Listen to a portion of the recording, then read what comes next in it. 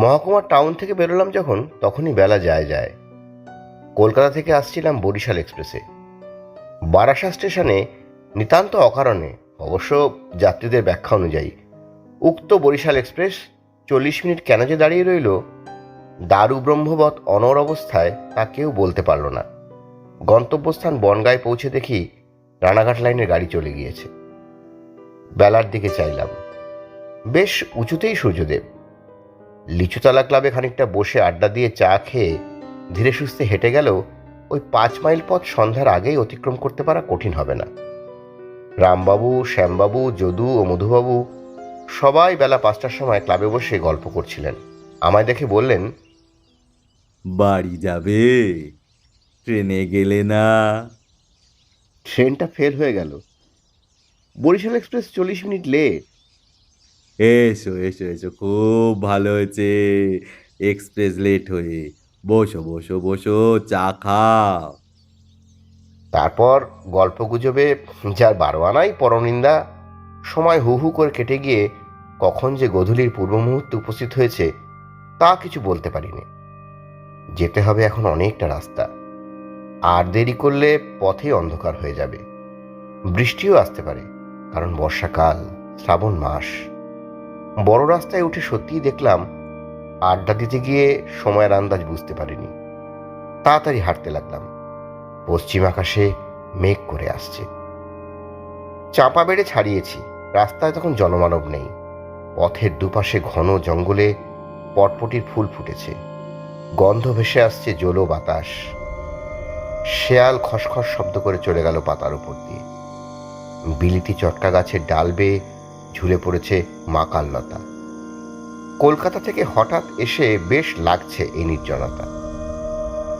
চাপা বেড়ে পুল ছাড়িয়ে কিছু দূর গিয়েছি, এমন সময় দেখি একটি লোক কাঁধে বাঁক নিয়ে আমার আগে আগে যাচ্ছে। আমার পায়ের শব্দে এসে চমকে পিছন ফিরে আমার দিকে চাইল। ওকে এ পথে একা দেখে একটু আশ্চর্যই হয়েছি। এই বন পথে এ সময় কেউ একা বড় একটা হাঁটে না। বললাম, কোথায় যাবি?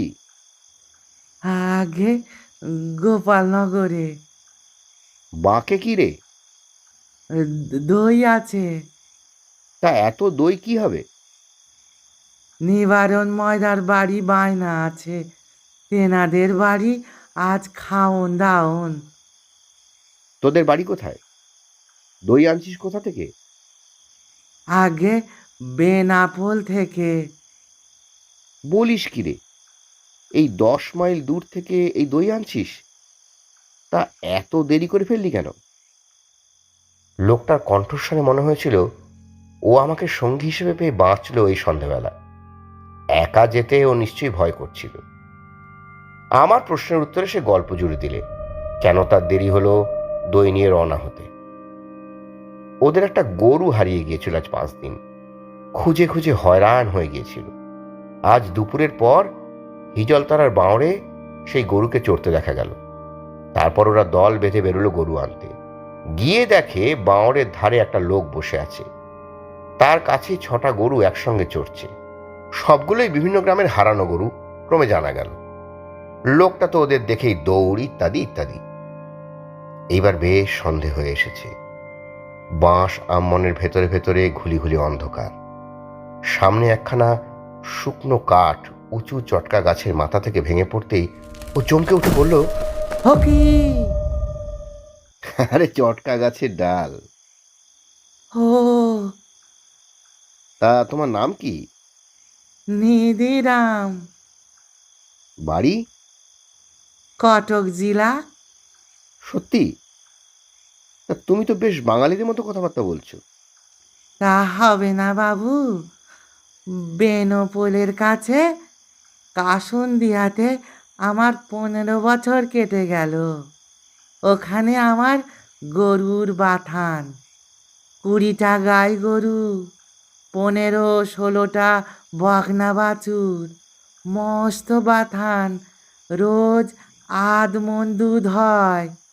এঁড়ে বাছুর আমরা রাখি নে, শুধু বকনা বাছুর রেখে দিই, এঁড়ে বিক্রি করে ফেলি বাবু। লোকটা একটু বেশি বকে। আমাকে পেয়ে ওর বকুনি আর থামতে চায় না। একা যাচ্ছিল, আমায় পেয়েও ভারী খুশি হয়েছে, ভরসা পেয়েছে এই সন্ধ্যাবেলা। বললে, বৃষ্টি আর হলো না বাবু, কি বলেন? হ্যাঁ সেরকমই তো দেখছি। এবার বড় 2 বছর আপন ধানের রোয়া হলো কই? বীজ পোতা ছিল 2 কাঠার ভুঁই, সে বীজ লালচে হয়ে আসছে। ওই দেখুন কেমন মেঘ করে আসছিল, আবার ফর্সা হয়ে এলো। এবার আমাদের এদিকে খুব কম বৃষ্টি হয়েছে, আমন ধানের রোয়া হয়নি। চাষ মহলে হাহাকার পড়ে গিয়েছে। ধানের ধর ছিল 4 টাকা মন, এখন উঠেছে 7 টাকা মন। গরিব দুঃখী লোকেরা এর মধ্যে উপোস শুরু করে দিয়েছে। গরুগুলো অনেক কষ্ট করে মানুষ করা, এবার বিচুলি অভাবে মারা পড়বে বাপু। কাঁচা ঘাস কেটে খাওয়াবে? বর্ষাকালে কোন গরু আর বিচুলি খায়? সবই তো কাঁচা ঘাস খেয়ে বাঁচে। হ্যাঁ বাবু, বেতনা নদীর ধারে আগে আগে কত কাঁচা ঘাস পাওয়া যেত, এখন সব আঁটি বেঁধে এনে বনগা শহরে বিক্রি করে। শহুরে বাবুরা 4 আনা 14 পয়সা 1 আঁটি কিনছে। আমাদের গরুর ঘাস নিয়েই মুশকিল। ওটা কি বাবু? এইবার লোকটা চমকে উঠে যেন আমার গা ঘেঁষে এসে থমকে দাঁড়ালো। আমি বললাম, কই কি? ওই যে সাদা মতো।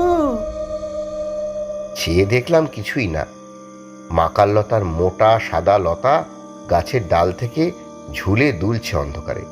লোকটা দেখছি বিষম ভীতু। হঠাৎ আমার মনে একটা দুষ্টু বুদ্ধি জাগলো। আমায়ও বললে, বাবু, আপনি কোথায় যাবেন? আমি একটু এগিয়ে ডান দিকে রাস্তায় নেমে যাব, ওখানেই আমার গা। গোপালনগর এখন কত দূর আছে? তা 1.5 মাইল। পথে কোনো ভয় টয় নেই তো? আমি জোরে ঘাড় নেড়ে বললাম, না না, ভয় কিসে, এই অঞ্চলে বাঘ টাগ নেই, কোনো শোরও নেই। সে বললে, না না বাবু, আমি বাঘের কথা বলিনি বাবু, বলি এই সন্ধ্যাবেলা আবার নাম করতে নেই সেই তাদের। ও ভূত প্রেতে? ও নাম করবেন না সন্ধ্যাবেলা, রাম রাম রাম রাম রাম, ও নাম কি করতে আছে সময়, রাম রাম রাম রাম রাম। আমি অতি কষ্টে হাসি চেপে বললাম, ও বুঝেছি। তবে একটা কথা, যখন তুমি বিদেশি লোক তখন তোমাকে সব খুলে বলাই ভালো। কি বাবু? দাঁড়াও এখানে, আমি তো এক্ষুনি নেমে যাব। তুমি একা যাচ্ছ এতটা পথ, এই অন্ধকারে, পথে জনপ্রাণী নেই। আমার বর্ণনার বহর শুনে লোকটা আরো আমার দিকে ঘেঁষে দাঁড়ায়, আমার মুখের দিকে হাঁ করে চেয়ে বললে, তারপর বাবু? তারপর আর কি, তোমাকে বলা আমার উচিত নয়, কিন্তু যখন জিজ্ঞেসে করলে তখন না বলাটাও তো ঠিক নয়। বিশেষ করে একা যখন যাচ্ছ, সঙ্গে নেই লোক। ওই যে একটা সাঁকো আছে রাস্তার উপরে বনের পাশে, ওই সাঁকোটা বড় খারাপ জায়গা। কেন বাবু? ওই জায়গাটাতেই ভূত, মানে ওরা সব আছেন কি না।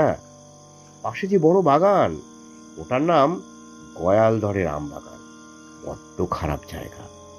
অনেকদিন আগে, তখন আমি ছেলে মানুষ, একবার একজন এই তোমার মতো বিদেশি লোক একাই যাচ্ছিল গোপালনগরে সন্ধ্যের পর।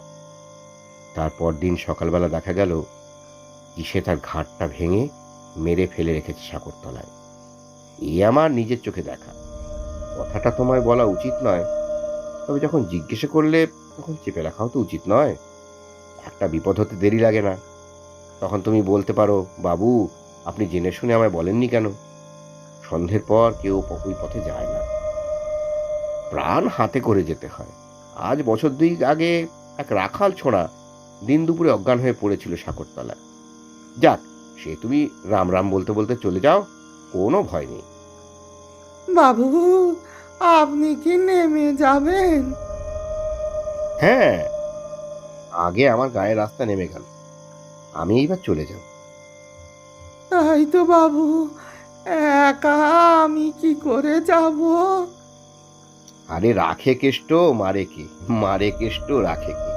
কপালে মৃত্যু থাকলে কেউ সামলাতে পারে না, আর না থাকলে কেউ মারতে পারে না। রাম রাম বলতে বলতে চলে যাও। দাঁড়াও, আজ আবার তিথিটা কি? চতুর্দশী। তিথিটা ভালো নয় হে। অমাবস্যা, চতুর্দশী, প্রতিপদ, এই তিথিগুলো খারাপ। কেন কেন কেন বাবু? সে আর তোমাকে বলে কি হবে? তুমি সন্ধ্যের অন্ধকারে এক রাস্তার উপর যেতে হবে, এখনো তোমায় এক ক্রোশ পথ। ক্রমশ ঘুটঘুটে অন্ধকার হয়ে আসছে। তবে তোমায় বলা আমার উচিত, বিদেশি লোক, তোমার সব কথা খুলে না বলাটা ঠিক নয়। একটা বিপদ হতে কতক্ষণ? তখন তুমি আমায় দোষ দিতে পারো। এইসব তিথিতেই ভূত, প্রেত, পিশাচ, ব্রহ্মদত্তী, রাম রাম রাম রাম, ওসব নাম করবেন না বাবু। মানে ওরা সব বার হয়ে থাকেন কি না? তাই নাকি? তবে তো আবার কি জানো, এই চতুর্দশী তিথিতেই গলায় দড়ি দিয়ে অপমৃত্যু ঘটেছে এমন ভূতেরাও বার হয়। আমি একবার বড় বিপদে পড়েছি। কি বাবু? একটা শ্মশানের ধার দিয়ে সেবার যাচ্ছিলাম। সেও এক ভূত চতুর্দশী তিথি। দেখি যে অন্ধকারে গাছের ডাল থেকে কি যেন একটা ঝুলছে। কাছে গিয়ে দেখি একটা মেয়ে মানুষ গলায় দড়ি দিয়ে ঝুলছে আর হি হি করে হাসছে। কি সর্বনাশ! যাক, ওই আমার রাস্তা নেমে গেল, আমি চললাম এবার। যাও তুমি, একটু সাবধানে যাও, সাবধানের মান নেই। কথা শেষ না করে আমি আমাদের গ্রামের পথে নেমে পড়লাম। ও কাঁদো কাঁদো সুরে বললে, বাবু, আমাকে একটু এগিয়ে দিয়ে সাঁকোটা পার করে দেন যদি। আমি? আমার কম্ম নয়, আমাকে তারপর এগিয়ে দেবে কে? বাবারে, প্রাণ হাতে করে যাওয়া ওসব জায়গায়। একে আজ ভূত চতুর্দশী। রাম রাম রাম রাম রাম রাম। তুমি চলে যাও একটু জোর পায়ে, আবার রাস্তাও তো কম নয়, তোমাকে যেতেও হবে 1 মাইল 1.5 মাইল রাস্তা, আর এই অন্ধকার। আচ্ছা, চলি হে। তুমি বিদেশি লোক, জিজ্ঞেসে করলে তাই এত কথা বলা, নইলে কি আর দরকার। আমাদের রাস্তায় নেমে কয়েক পা মাত্র এগিয়েছি, লোকটা দেখি ডাকছে, বাবু বাবু, একটা কথা শুনুন। ও ও বাবু। পিছন ফিরে দেখি কাঁধের বাঘটা একটা শিশু গাছের তলায় নামিয়ে দাঁড়িয়েছে। বললাম, কি? দইগুলো নিয়ে আমি এখন কি করি বাবু? কি আর করবে, বায়না রয়েছে 1 মুঠো টাকা, দিয়ে এসো। রাত হয়ে গিয়েছে, ওদের খাওয়ান দাওয়ানের সময় হলো। আরে রাম রাম বলে এগিয়ে পড়ো, সাবধানে যেও। আর কোনো কথা না বলে আমি হন হন করে হাঁটতে আরম্ভ করলাম। ও শুনলাম আবার ডাকছে, বাবু, ও বাবু, শুনে যান একটা কথা। ও বাবু। দূর থেকে ওর গলার সুরটা যেন আর্তনাদের মতো শোনাচ্ছিল।